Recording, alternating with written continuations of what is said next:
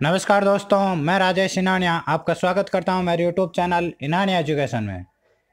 आज हम इस वीडियो में सेकंड ग्रेड और फर्स्ट ग्रेड मैथमेटिक्स के वीडियो से संबंधित वीडियो है, जिसमें हम संख्यात्मक विश्लेषण अर्थात नंबरिकल एनालिसिस और वास्तविक विश्लेषण रियल एनालिसिस के कुछ इम्पोर्टेंट फैक्ट और कुछ इम्पोर्टेंट क्वेश्चन इस वीडियो में आपको मिलेंगे। साथ ही इसकी पीडीएफ फाइल भी आप नीचे दिए गए डिस्क्रिप्शन में लिंक से डाउनलोड कर सकते हैं।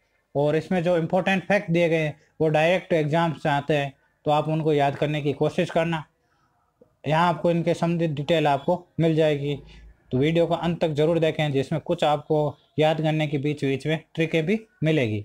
और पिछला वीडियो भी आपने देखा होगा, जिसमें मैंने काफ़ी प्रयास करके बनाया था, जो कि सदिश विश्लेषण था, जो ग्रेजुएशन से संबंधित है, और ये वीडियो भी ग्रेजुएशन से संबंधित ही वीडियो है। वीडियो में आगे बढ़ने से पहले आपसे छोटी सी रिक्वेस्ट रहेगी कि चैनल को जरूर सब्सक्राइब कर लें, जिससे कि आपको मैथमेटिक्स से संबंधित अन्य और बहुत सारे जो ट्रिक्स से संबंधित वीडियो है वो भी आगे मिलते रहेंगे। एग्जाम होने के बाद भी इससे संबंधित वीडियो आते रहेंगे, तो आप चैनल को जरूर सब्सक्राइब करें, जिससे कि आपको जो अच्छी जानकारी मिलती रहे। संख्यात्मक विश्लेषण में वैसे सेकंड ग्रेड में आप देखेंगे कि संकारक हैं, जो कि संख्यात्मक विश्लेषण वो क्वेश्चन नहीं है। अगर आप संकारक पढ़ रहे हैं अभी, तो संकारक को छोड़ सकते हैं। डेल नेवला ऐसे कुछ संकारक हैं, उन्हें किसी भी पढ़ने की जरूरत नहीं पड़ेगी, क्योंकि वे हमारे सिलेबस में नहीं है। लेकिन फर्स्ट ग्रेड के सिलेबस में ये सारे संकारक अवेलेबल है, तो आप उनको अगर फर्स्ट ग्रेड की करते हो तो जरूर पढ़ें। यहाँ सीधा मैं आपको केवल जो सेकंड ग्रेड का सिलेबस है उसके अकॉर्डिंग है, लेकिन यहाँ बीच में थोड़ा को दिया गया है संकारक के बारे में, तो आप उसको सामान्य जानकारी ले पढ़ सकते हैं। ये संकारक है, ये डायरेक्ट आते हैं कभी कभी क्वेश्चन, इसमें ये और ये आने के चांसेस ज़्यादा हैं, ये लास्ट वाले। तो इनको याद करने की कोशिश करना, बहुत ही आसान है, ज़्यादा इसमें कुछ है नहीं। आप देखेंगे तो एक तरह से ये अवकलन की तरह हैं, ये संकारक हैं। इनसे ज़्यादा सेकंड ग्रेड में क्वेश्चन नहीं आने के चांसेस है, लेकिन फर्स्ट ग्रेड में इस टाइप का आते हैं। एक क्वेश्चन इस टाइप का आता है, जो यहाँ पर एक क्वेश्चन लिखा हुआ है, इस क्वेश्चन को जरूर आप देख लें। बहुत ईजी क्वेश्चन है, इसमें ज़्यादा कुछ है नहीं, आप समझोगे तो आसानी से समझ जाओगे। और इस टाइप का क्वेश्चन ये इसमें क्या बहुत ही लेंथी क्वेश्चन है, तो लेंथी क्वेश्चन वो देंगे नहीं, वो अगर देंगे तो भी आपसे होगा नहीं क्वेश्चन। इसलिए आपसे कोशिश है कि आप इस प्रकार का ये क्वेश्चन है, इस टाइप का क्वेश्चन आने की कोशिश है, तो इस टाइप का ये क्वेश्चन कर ले, जो कि लेंथी भी नहीं है और शॉर्ट भी है, और इसी का ये क्वेश्चन है। तो इस टाइप का ये क्वेश्चन दिया गया है, एक और शायद इस प्रकार का आगे क्वेश्चन मिल जाएगा, लेकिन इस टाइप के बुक्स में क्वेश्चन है तो वो मिला ले। इसके बाद समान अंतराल द्वारा अंतर्वेशन, क्योंकि हमारे यहीं से स्टार्ट होती है, जो कि आप देखेंगे कि जो भी हमारा टॉपिक है तो इसको ज़रूर देख लें, इनकी परिभाषाएं थोड़ी बहुत देख लें। और इसके बाद जो इनके सूत्र आते हैं, न्यूटन ग्रेगरी अंतर्वेशन सूत्र, अगर और पश्च, इनको एक बार देख लें। इनसे संबंधित अगर क्वेश्चन आएगा तो आपसे नहीं हो पाएगा, क्योंकि बहुत ही लेंथी क्वेश्चन होता है, और अगर आपको क्वेश्चन आता है तो भी एग्जाम में करना नहीं है, क्योंकि उसमें बहुत ज़्यादा टाइम लगता है। वो एक क्वेश्चन आपके पिछले 4-5 क्वेश्चनों को के बराबर टाइम लेगा, तो कोई फ़ायदा नहीं है। यहाँ आपको ध्यान देने वाली बात है कि यहाँ पर ये जो दिए गए हैं संकर, इनका आप ज़रूर याद करें।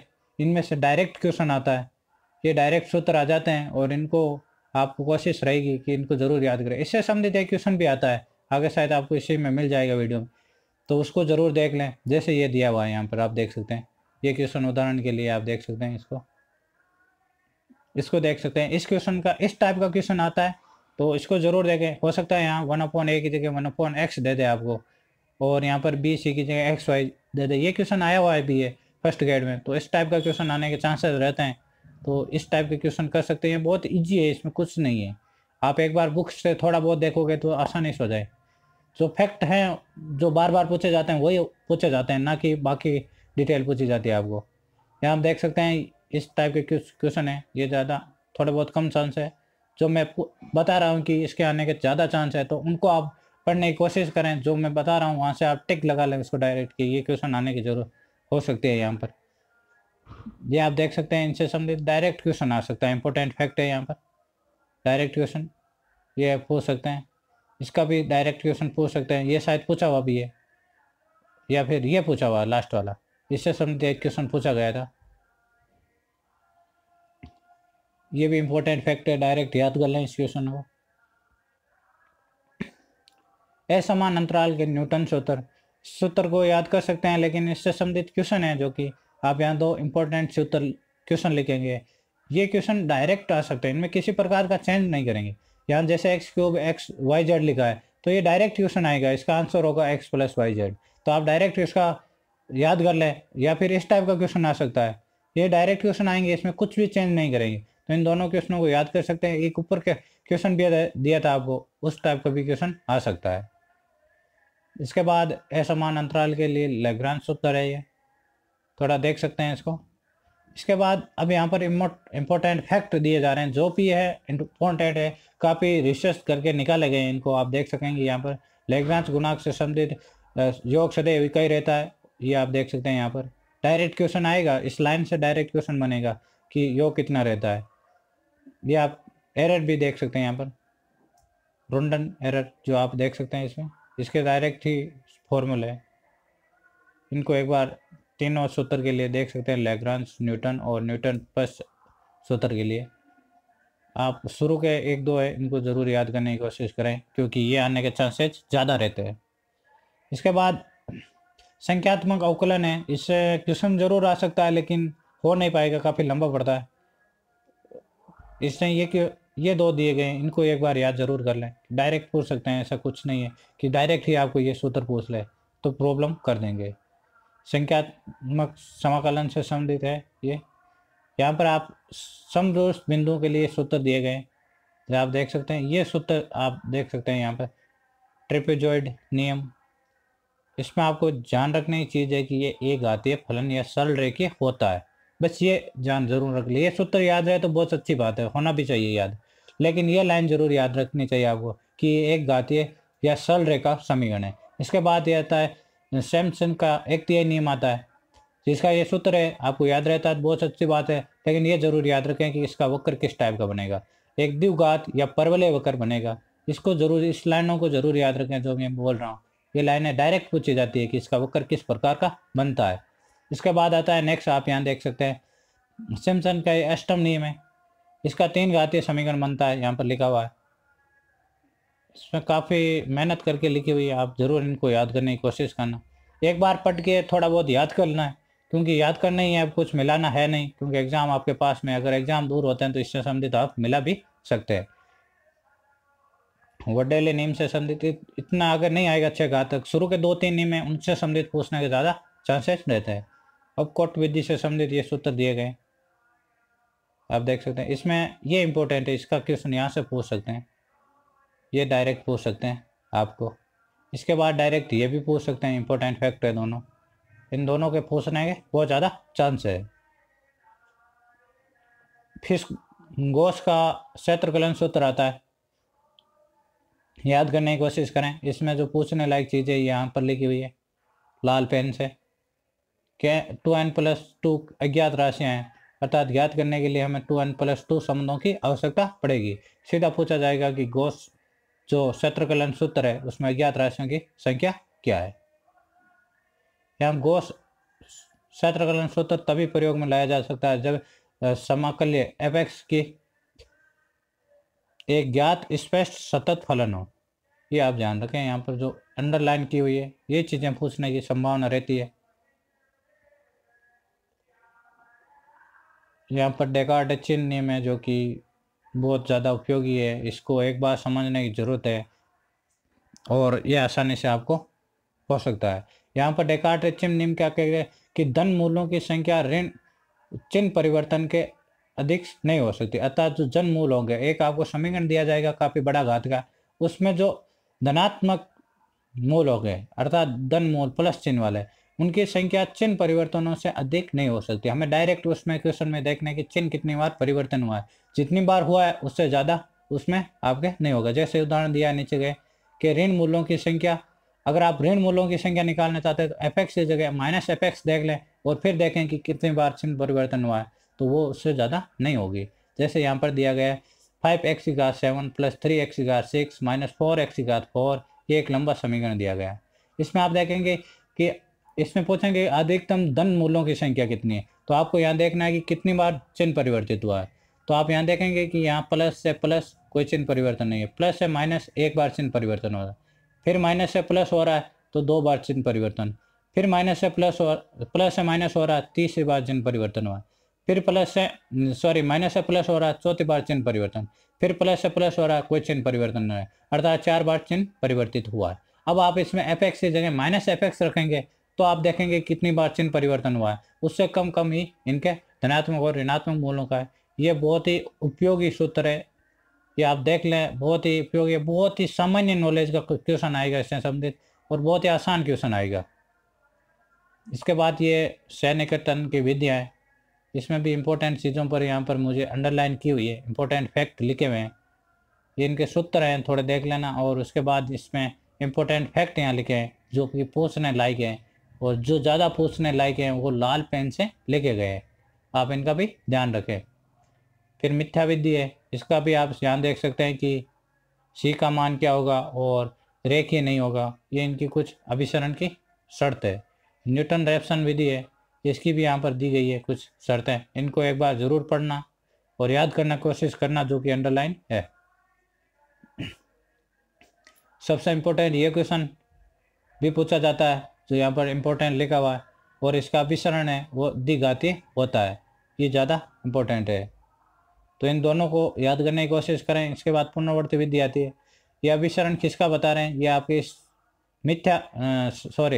न्यूटन रैप्सन विधि का बताया गया है। न्यूटन रैप्सन विधि का अपसरण है वो द्विघात है। पुनरावर्ती विधि का आप देख सकते हैं यहाँ पर इस प्रकार की विधि है, इसमें आप देख सकते हैं सशर्त अभिसरण है तभी ये लागू होगा, और इसका सिंपल सा सूत्र है। इसके बाद अंतर समीकरण, अंतर समीकरण अगर आपके पढ़ी हुई है तो आपके लगभग एक क्वेश्चन फिक्स हो जाएगा। अंतर समीकरण का एक क्वेश्चन पक्का आता है, और ज़्यादा अंतर समीकरण बड़ी नहीं है, आप आसानी से उसके आंसर निकाल सकते हैं। यह आप देखेंगे अंतर समीकरण से संबंधित क्वेश्चन है और इनके घात वगैरह दी गई। अंतर समीकरण को आप अगर आपके पास बुक्स है तो आसानी से समझ सकते हैं, कुछ भी प्रॉब्लम नहीं है अंतर समीकरण में, आप देख सकते हैं। अभी टाइम नहीं है, लेकिन एग्जाम के बाद हो सकता है फर्स्ट ग्रेड के सेकंड ग्रेड के लिए बहुत इंपॉर्टेंट टॉपिक है वैसे, इससे संबंधित क्वेश्चन आते हैं, एक क्वेश्चन पक्का आता है और ईजी भी क्वेश्चन आता है, या आप इसमें जो इंपॉर्टेंट क्वेश्चन दिए गए उनको एक बार देख लें, हो सकता है कि डायरेक्ट यहीं से क्वेश्चन आ जाए, जैसे इसमें दिए गए ये क्वेश्चन है, ये डायरेक्ट आने के चांसेज है। विशेष हल कैसे ज्ञात करते हैं, और इनके कुछ क्वेश्चन दिए गए, यहाँ पर याद करने योग्य क्वेश्चन भी दिए गए जो आपको याद करने हैं डायरेक्ट, इनको हल नहीं करना है, हल करने में टाइम लगता है, इसलिए याद करने योग्य अलग से क्वेश्चन लिखे गए हैं। ये आप देख सकते हैं, ये सारे क्वेश्चन याद करने की कोशिश करना। ये अंतर समीकरण से संबंधित है, फैक्ट है इंपॉर्टेंट। तो ये तो थे आपके संख्यात्मक विश्लेषण से संबंधित। अब हम रियल एनालिसिस से संबंधित कुछ PDF फाइल आपको दिखाते हैं और उसमें आपको बताते हैं कौन से इंपॉर्टेंट है।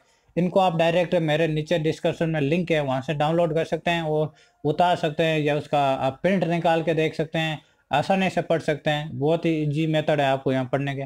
और जो फर्स्ट और सेकेंड जो ग्रेजुएशन के टॉपिक है वो मेरे पूरे कराए हुए हैं चैनल पर, आप उनको देख सकते हैं। चलते हैं हम आपके रियल एनालिसिस की ओर। रियल एनालिसिस की PDF तैयार है आपके लिए।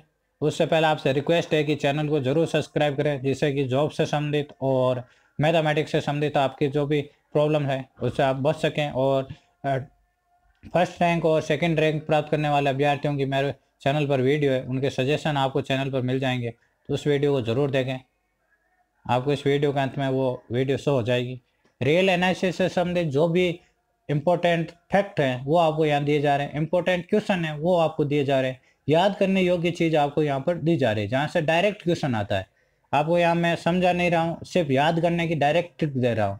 आप कैसे याद करें और कौन सी चीज़ ग्रेजुएशन की है जो आपको डायरेक्ट याद करनी है वो आपको मैं यहाँ पर बता रहा हूँ।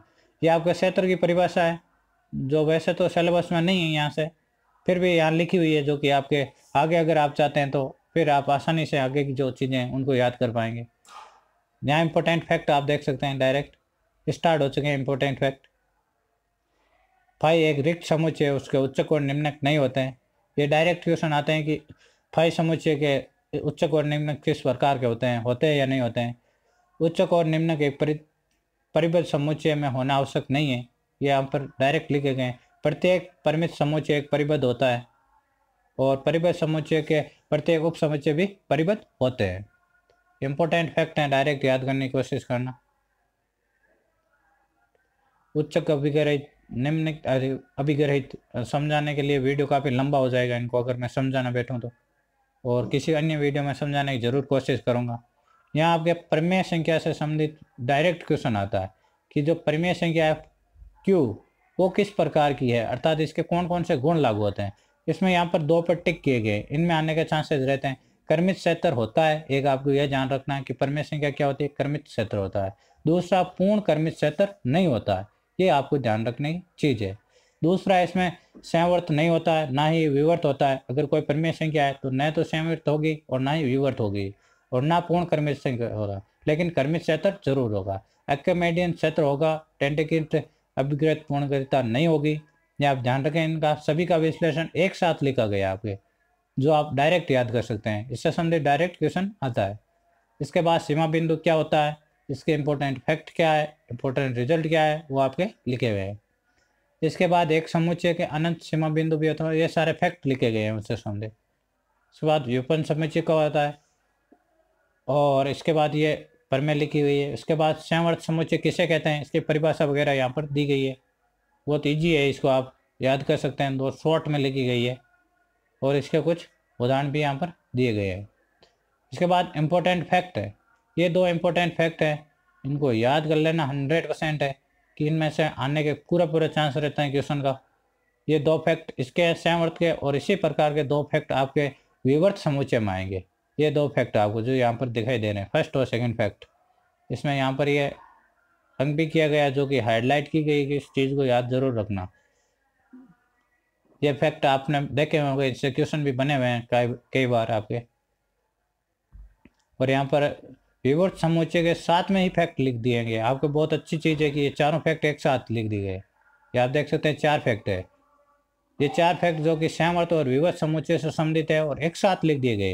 यहाँ पर आप देख सकते हैं कि Q जो भी हमने बताया था परिमेय संख्या वो न संवर्त न विवर्त है, लेकिन R और फाई दोनों ही है, संवर्त और विवर्त दोनों ही है। ये आपके कंपेयर करके चीज़ें बताई गई है ताकि आपका आसानी से याद कर सकते। Q एक परिमेय संख्या है जो न तो संवर्त समुच्चय ना विवर्त समुच्चय, जबकि R और फाई संवर्त और विवर्त दोनों समुच्चय है। और ये 4 फैक्ट जो मैंने पूर्व बताए थे इनको जरूर याद कर लेना, चारों लाइनों को। इसके बाद समुच्चय का आंतरिक बिंदु है, फिर समुच्चय का अभ्यंतर है, फिर विवर्त समुच्चय है। ये विवर्त समुच्चय से संबंधित 2 इंपॉर्टेंट फैक्ट वाली लाइन है, उसके साथ ही ऐड कर दी गई है, 4 लाइन ऊपर लिखी गई है, उसको जरूर याद करें। इसके बाद विवर्त समुच्चय, इसके बाद वास्तविक अनुक्रम, फिर अभिसारी अनुक्रम आ जाता है। अभिसारी और अपसारी जो सरणियाँ होती है उनसे संबंधित डायरेक्ट क्वेश्चन आता है। अभी अनुक्रम चल रहा है, अभिसारी अनुक्रम, और इनके भी काफ़ी इंपॉर्टेंट फैक्ट ही डायरेक्ट लिखे गए हैं, जिससे आप आसानी से इन प्रश्नों को कर सकते हैं। ये इंपॉर्टेंट फैक्ट हैं इनके। इसके बाद कोशी अनुक्रम, फिर अभिसारी सरणी आ जाती है कि किस प्रकार अभिसारी सरणी और अपसारी सरणी होती है। इनसे संबंधित क्वेश्चन जरूर आता है। आपको 1 या 2 सरणी देंगे जो आपको बताना होगा कि अपसारी है अपसारी है, ये आपको बताना होगा। इसको टेस्ट करने के बहुत सारे नियम हैं यहाँ पर, तुलना परीक्षण, अनुपात परीक्षण, द्राव्य परीक्षण, कोशिका एनवा मूल परीक्षण, घोष परीक्षण, ये कुल 5 परीक्षण है। इसके बाद ये एक आप जरूर है जो इजी भी है और इससे क्वेश्चन भी बनता है, लेबनीज विधि द्वारा केवल एकांतर सरणी के ही लिए काम आती है। ये 2 फैक्ट हैं और बहुत इजी है, इसमें ऊपर वाला फैक्ट ज़्यादा काम का नहीं है, लेकिन नीचे का फैक्ट है, इससे हम डायरेक्ट पता कर सकते हैं कि ये कौन सी सरणी है। ये केवल लेबनीज जो कि एकांतर सरणी के लिए प्रयोग होगा। एक आपको इससे संबंधित क्वेश्चन आ सकता है कि एकांतर सरणी से संबंधित आपको अपसारी और अभिसारी बताना है, जिसमें आपके सापेक्ष और निरपेक्ष अभिसारी ज्ञात करने को बोला जाता है। तो इसको जरूर देख लें एक बार के लिए, ये क्वेश्चन थोड़ा इजी भी पड़ता है और आसानी से हो सकता है। अब आपके यहाँ पर निर्माण समाकलन से संबंधित आ चुका है, इनसे संबंधित कुछ इंपॉर्टेंट फैक्ट लिखे गए हैं।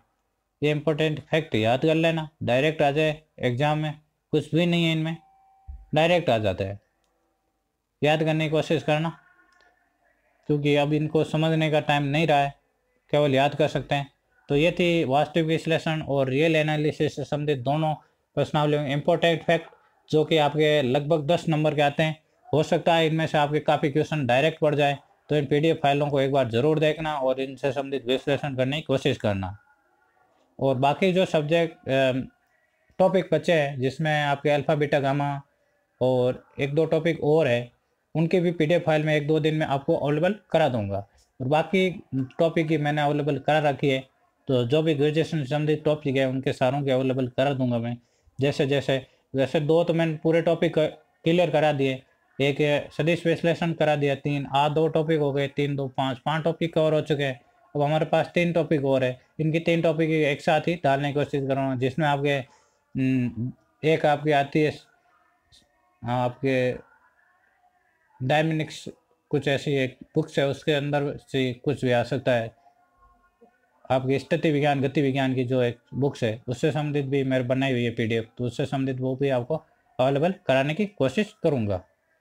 तो अगर आपको वीडियो अच्छा लगा तो वीडियो को लाइक ज़रूर करें। वीडियो ज़रूर काफ़ी लेंथी हो गया होगा, लेकिन साथ ही साथ बहुत ही इंपॉर्टेंट फैक्ट भी आपको इसमें देखने को मिले, तो वीडियो को शेयर ज़रूर करें अपने दोस्तों के साथ और चैनल को सब्सक्राइब करना नहीं भूलें। धन्यवाद दोस्तों।